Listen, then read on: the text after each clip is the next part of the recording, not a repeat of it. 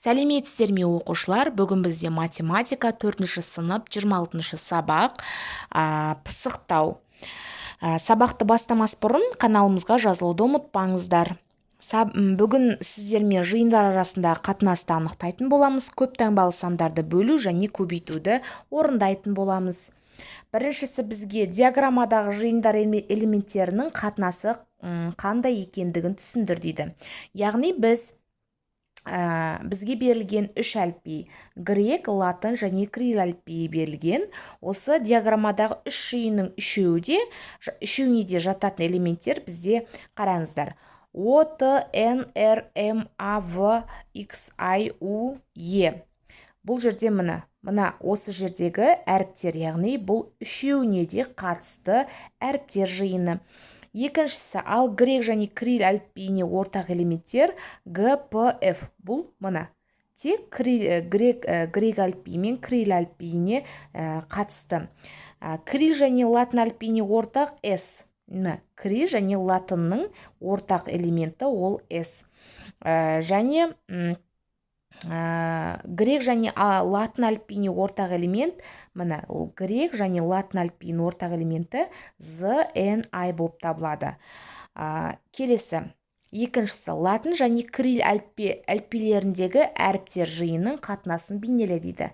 Яғни кирилл әліпбиі бізде көк түспен, латын әліпбиі жасыл түспен бейнеленіп тұр.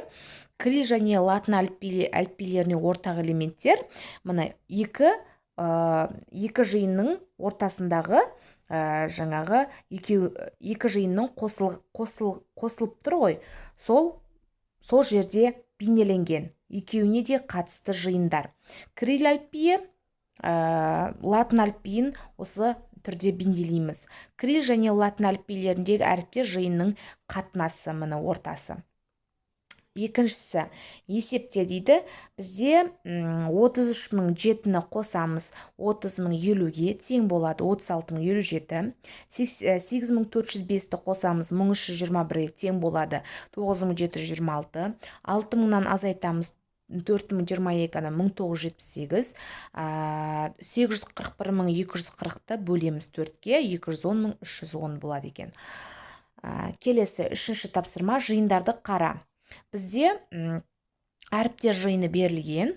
Бұл жерде А есебіне қарай тең жиындарды тап, тиісті белгілерін көмегімен анықта дейді.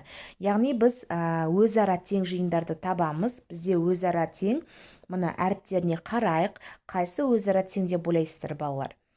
Бізде өзара тең А және А жиыны мен А жиынның әріптерін қарайық және Д жиынның әріптерін қарайық.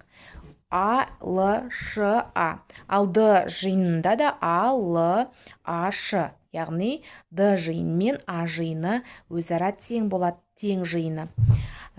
С жиынын қарайық. А, Л, А. Бұл жерде тең жиын бар ма? Бұл жерде С жиынына тең ешқандай жиын жоқ, сондықтан оны жазбаймыз. А жиыны Д жиынына тең. Е жиынын қарайық. М, О, С, О, Қ белгіленген.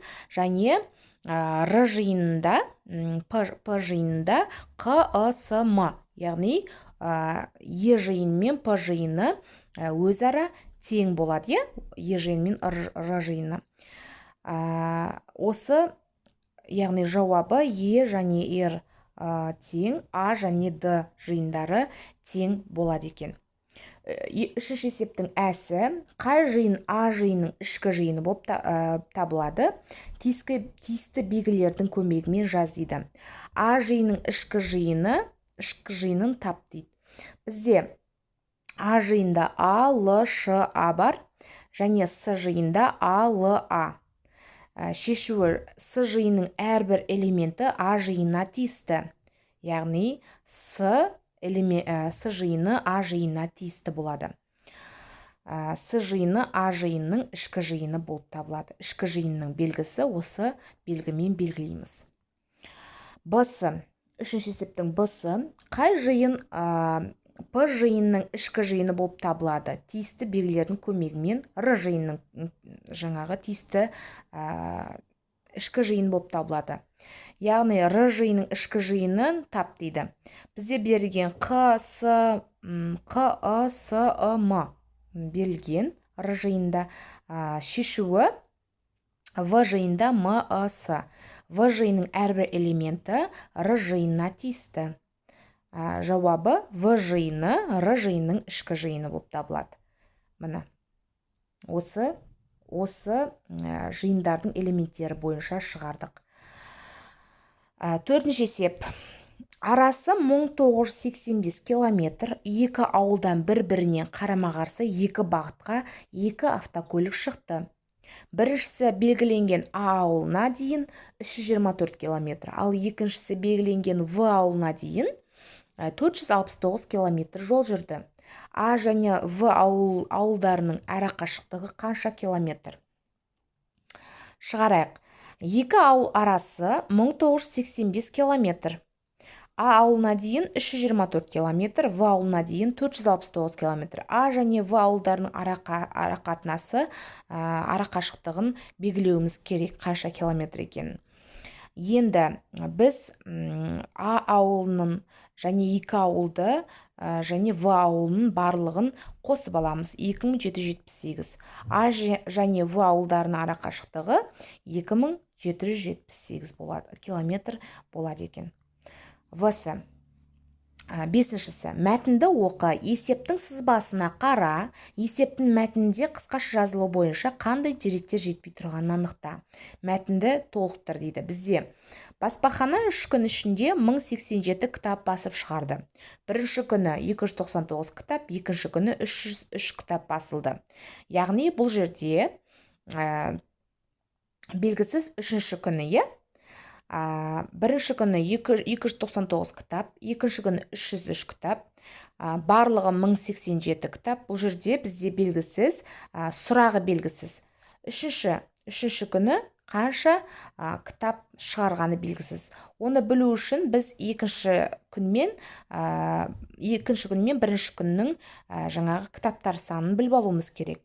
Яғни 602 кітап шығарған бірінші және екінші күні. Сосын барлық кітаптан 1087-ден азайтамыз бірінші және екінші күнгі кітаптар санын. Сонда 485 кітап.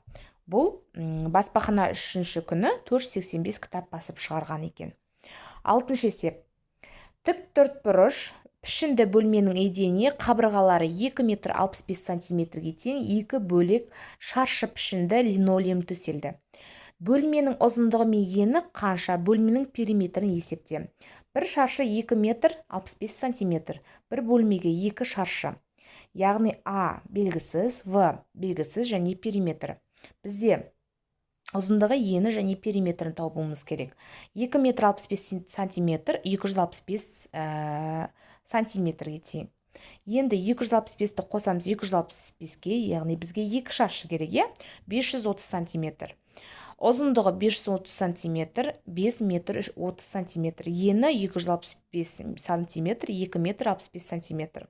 Периметрі енді 2 көбейтілген А және А мен В-ның қосындысы, формуласы. Осы формула бойынша шығарамыз. 530-ды қосамыз 265-ке, көбейтеміз 2-ге. Сонда бізде болады 1590 сантиметр, 15 метр 90 сантиметр. Бөлменің периметрі 15 метр 90 сантиметрге тең екен. Жетіншісі. Әріптерден, сандардан, фигуралардан тұратын тең жиындар құрастыр. Бізде берілген әріптер бірінші А жиыны және В жиыны. А жиында З, Х, Р, К. В жиында Х, К, З, Р берілген. А жиыны В жиынына тең. Яғни екеуіне де ортақ элементтер екен. Жетінші тапсырма.